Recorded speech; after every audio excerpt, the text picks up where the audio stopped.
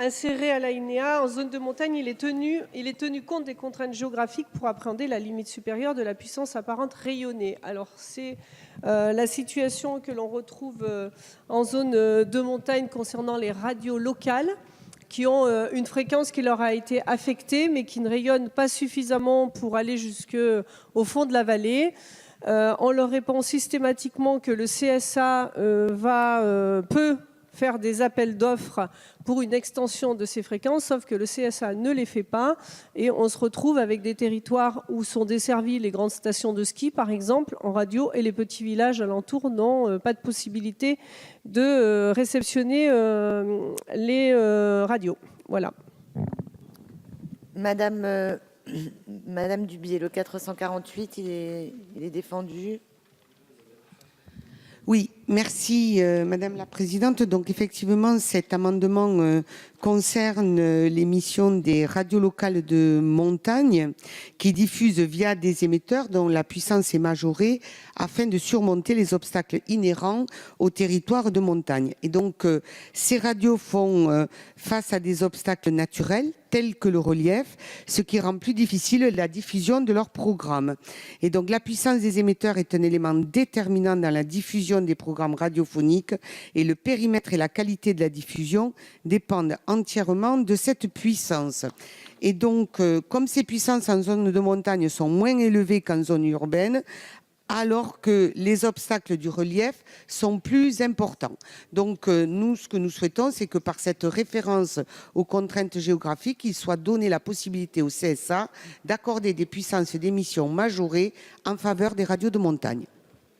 Merci. Et enfin, le 464, Monsieur Ginesy. Bien, c'est exactement la même tonalité que je souhaite donner en défendant cet amendement 464. Je dirais que les radios locales en montagne sont largement défavorisées et qu'il ne manque quelquefois pas grand-chose pour franchir un sommet. Alors, je réitère cette demande que nous avions déjà formulée en commission. Même chose sur le plan du CSA qui accorde les autorisations. Celles-ci ne sont pas toujours regardées avec beaucoup de clairvoyance et avec beaucoup d'amabilité à l'égard de la montagne. Et pourtant, quand je regarde dans mon département ce qui se passe en zone urbaine, on voit qu'il y a des émetteurs qui ont une puissance installée de 1000 watts jusqu'à 5000 watts, pendant que les radios locales qui sont installées en montagne émettent entre 20 et 100 watts. C'est-à-dire que ce sont véritablement des puissances qui sont très très basses, alors que la configuration géomorphologique devrait nous permettre d'avoir des puissances supérieures. Voilà pourquoi il est important pour nous de maintenir cet amendement. Merci. Merci. Madame la rapporteure, l'avis de la commission. Bien, alors on a déjà eu un petit peu le débat en commission, puisque monsieur le député Ginesy avait déposé un certain nombre d'amendements sur ces questions. Donc moi j'ai bien compris le sens de ce que vous souhaitez, c'est-à-dire que vous souhaitez envoyer un message au CSA. Puisque nous, ce qu'on nous dit, c'est qu'en fait, le CSA a déjà pour mission de prendre en compte la topographie, notamment les points hauts, pour allouer une puissance d'émission et une fréquence donnée. Alors, ce qu'on nous dit aussi par ailleurs, c'est que le sentiment se dégage que, en dépit de la mission qui est confiée, les zones de montagne, et notamment les radios locales, de montagne insiste sur le fait que les reliefs importants les obligent à utiliser plus d'émetteurs que les autres radios et qui ne sont pas toujours entendus de ce point de vue-là. Donc, je crois qu'il faut prendre ces amendements qui ont été déposés comme une forme d'incitation que le législateur pourrait lancer en direction du CSA et une incitation à avoir un regard sur les zones de montagne. Donc, dans cet esprit, je crois qu'il faut vraiment le présenter comme ça. Il y aura un avis favorable de la part de vos rapporteurs sur ces 3 amendements. Merci, Monsieur le Ministre. Le gouvernement partage totalement la position des rapporteurs, dont l'avis du gouvernement est également favorable. Ah, très bien. Merci. Pardon, Madame Bonneton. Merci Madame la Présidente. Alors, je n'ai pas eu le temps de regarder en détail la loi du 30 septembre 86. Je sais qu'elle concerne l'ensemble des communications. Quant à l'article 25, c'est là où je n'ai pas eu le temps de voir de très près, puisque je découvre cet amendement. Ma question, c'est cet article 25, troisièmement, ne concerne-t-il pas également d'autres communications que les radios locales, par exemple les communications électroniques par téléphonie mobile, etc.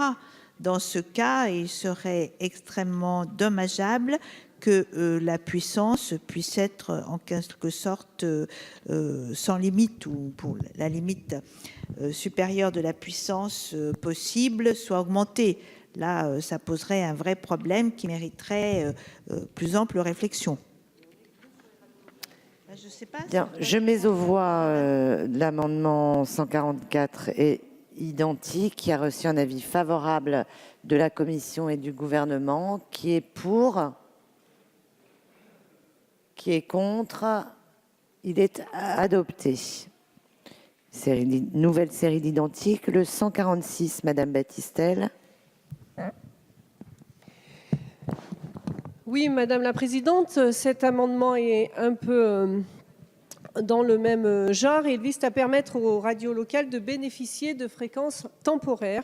Ces fréquences de diffusion accordées temporairement par le CSA peuvent par exemple être utilisées pour diffuser des informations saisonnières, notamment sur la sécurité des pistes, la prévention en montagne, l'état des routes ou encore les conditions météorologiques. Merci. Le 458 est identique, Madame Dubié, il est défendu.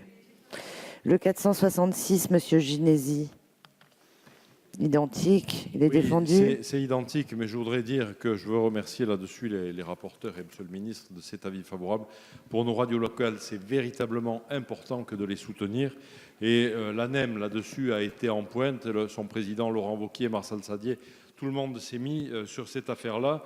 Je veux les remercier parce que l'attribution de fréquences temporaires pour des opérations particulières, des opérations spéciales, Marie-Noëlle Battistel et Janine Dubié également, de la même manière que mon ami Joël Giraud, il y a eu là véritablement un consensus et je crois qu'il faut pousser le bébé jusqu'à ces fréquences temporaires.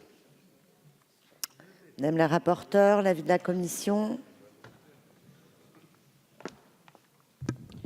Donc l'objet de vos amendements, Madame, Messieurs les députés, consiste à donner des autorisations temporaires de diffusion pour les radios locales. Alors ces amendements sont satisfaits. Il existe déjà des dispositions qui permettent au CSA d'accorder des autorisations pour les radios à l'occasion de manifestations ou d'événements exceptionnels liés à la vie locale. Par conséquent, ces amendements étant satisfaits, nous leur donnons un avis défavorable. Monsieur le ministre, l'avis du gouvernement. Mesdames, Messieurs les députés, le Conseil supérieur de l'audiovisuel, le CSA, peut d'ores et déjà délivrer des autorisations temporaires aux services de radio ou de télévision pour une durée n'excédant pas 9 mois. Et d'ailleurs, ces autorisations sont instruites par ces comités locaux. En 2015, il a quand même été délivré 46 autorisations temporaires. Cet amendement est donc déjà, mesdames, messieurs les députés, satisfait par la loi audiovisuelle. Et sa rédaction, permettez-moi de vous le dire, pourrait même, au contraire, restreindre le dispositif actuel aux seuls événements exceptionnels qui sont visés par l'amendement. Je vous incite donc, les uns et les autres, après réflexion, à retirer cet amendement. À défaut, le gouvernement donne un avis défavorable pour les raisons que je viens d'évoquer. Madame Battistel.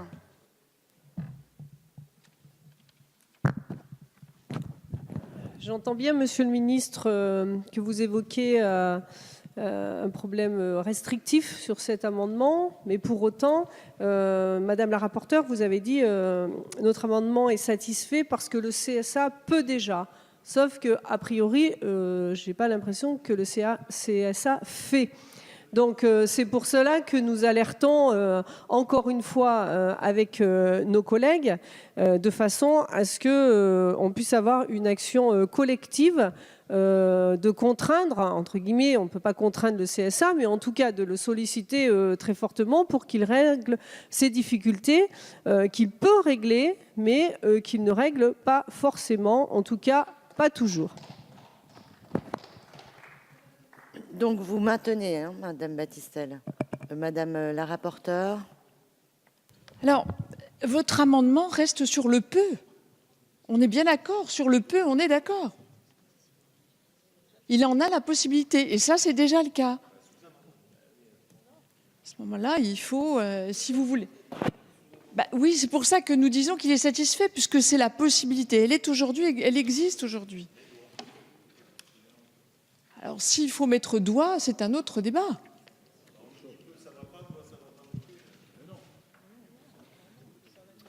Monsieur Wauquiez.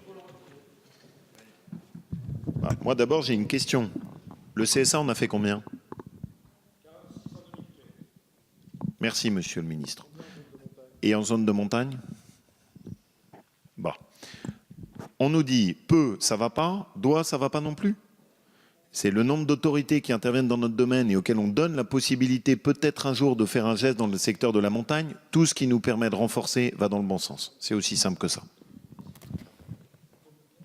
Bien, je mets aux voix l'amendement 146 est identique avec un double avis défavorable. Qui est pour? 1, 2, 3, 4, 5, 6, 7, 8, 9. Qui est contre? 1, 2, 3, 4, 5, 6, 7, 8, 9, 10, 11, 12, 13, 14, 15, 16, 17, 18, 19. Il n'est pas adopté. Nous en venons à une série d'identiques. Le 145, Madame Battistel.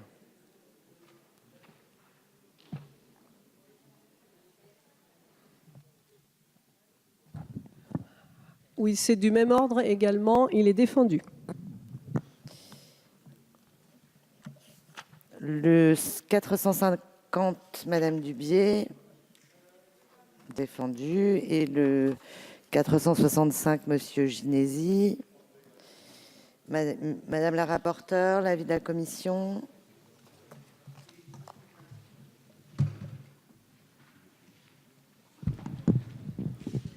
Oui, j'avais attiré l'attention de monsieur le député Ginési sur la rédaction de ces amendements. Il est difficile de donner une injonction à une autorité administrative indépendante.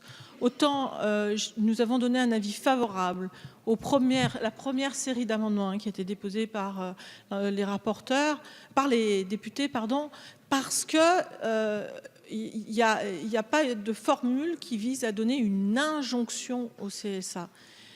Ici, quand on écrit, la formule qui a été retenue, c'est en zone de montagne, il est tenu compte des contraintes géographiques. Là, vous êtes sur le conseil attribue des ISO-fréquences au service de radio locale afin de surmonter les difficultés de diffusion liées aux obstacles géographiques. On est tout à fait dans une autre formulation qui ne me semble pas pouvoir être retenue, car le CSA a un rôle de régulateur. On ne peut pas lui donner des injonctions. Si tout le monde lui donne des injonctions, il ne pourra plus à ce moment-là avoir son rôle de régulateur. Je vous l'avais dit en commission et j'avais insisté sur la nécessité que ces amendements soient tous réécrits. C'est la raison pour laquelle nous émettrons un avis défavorable.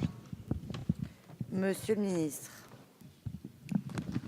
Effectivement, on ne peut contraindre le régulateur à recourir systématiquement à cette technique qui, au surplus, peut être coûteuse pour les radios locales. Donc, avis défavorable. Monsieur Viala. Non. Monsieur Wauquiez, vous aviez demandé la parole? Non. Monsieur Ginési. Oui, je ne sais pas comment on peut faire, alors, que ce soit à la fois pour les isofréquences, pour l'augmentation de la puissance, comment on peut régler le problème, puisqu'on ne peut pas donner d'injonction au CSA, et en même temps, lorsqu'on rédige l'amendement avec souplesse en disant « peu », à ce moment-là, on nous dit ce n'est pas assez directif, ça ne sert à rien. Et si on met « doit », à ce moment-là, on nous dit c'est une injonction au CSA. Ce qui veut dire qu'aujourd'hui, dans la réalité, dans la vraie vie, les radios locales ne sont pas aidées par le CSA, ou très peu, en tout cas sur la zone montagne. Comment peut-on trouver une solution pour faire en sorte que dans la rédaction de cette loi montagne, les radios locales de montagne trouvent une vraie solution pour pouvoir diffuser, informer, animer ces territoires qui en ont véritablement besoin, on le sait tous. Les échanges d'informations qui passent par nos radios locales n'ont aucune autre possibilité que de passer par ces radios locales. Il y a là une véritable vie qui s'organise grâce à cette source d'information. Alors si nous n'arrivons pas à trouver de solution, je suis désolé, et je reprends un petit peu l'argument de Laurent Wauquiez tout à l'heure, si on ne peut pas donner d'injonction, qu'est-ce qu'on doit faire? C'est nous qui faisons la loi, qui faisons la rédaction des textes de ce qui doit être fait ou pas fait. Madame la rapporteure. Oui, non, je vais peut-être préciser quand même, mais je pense que tout le monde en a conscience, c'est qu'on se situe dans un domaine concurrentiel et qu'il y a un certain nombre de radios qui répondent à des appels d'offres pour bénéficier d'une fréquence, et il y en aurait d'autres qui disposeraient déjà d'une ISO-fréquence unique et garantie. Vous voyez bien le problème que cela pourrait poser, donc je vous invite à retirer cet amendement. Peut-être que la discussion au Sénat permettra de dégager une rédaction qui pourrait satisfaire les deux points que j'ai évoqués tout à l'heure, c'est-à-dire ne pas donner une injonction, ne pas se situer dans une rupture d'égalité entre les différentes situations que peuvent rencontrer les radios. Voilà, c'est un problème complexe.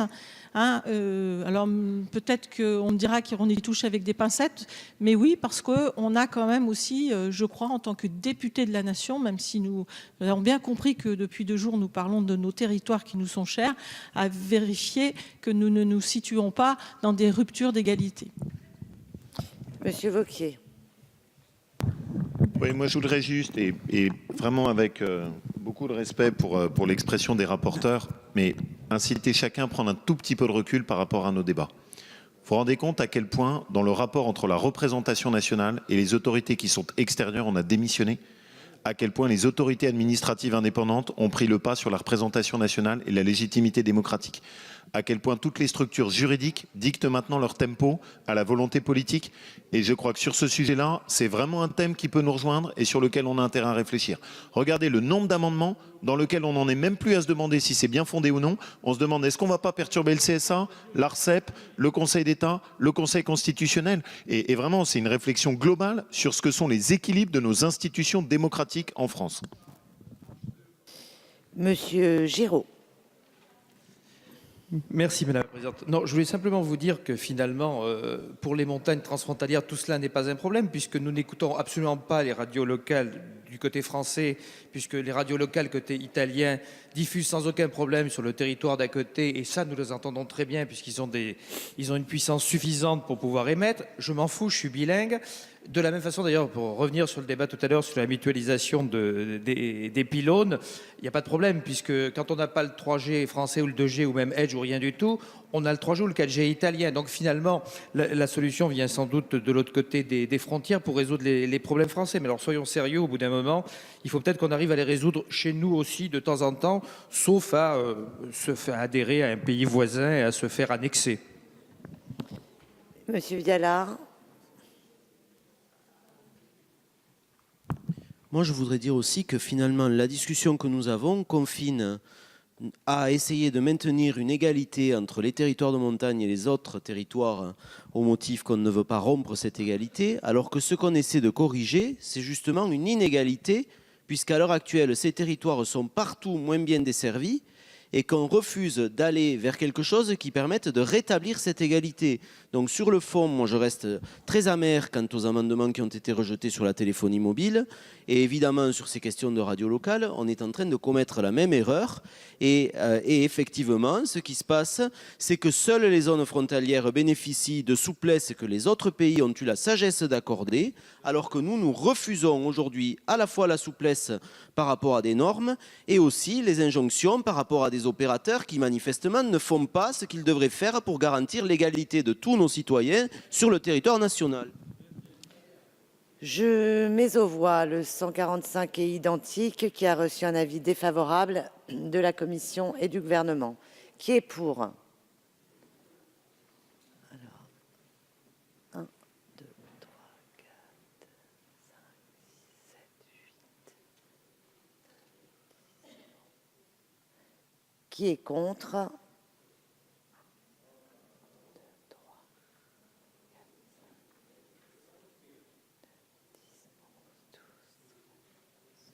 n'est pas adopté.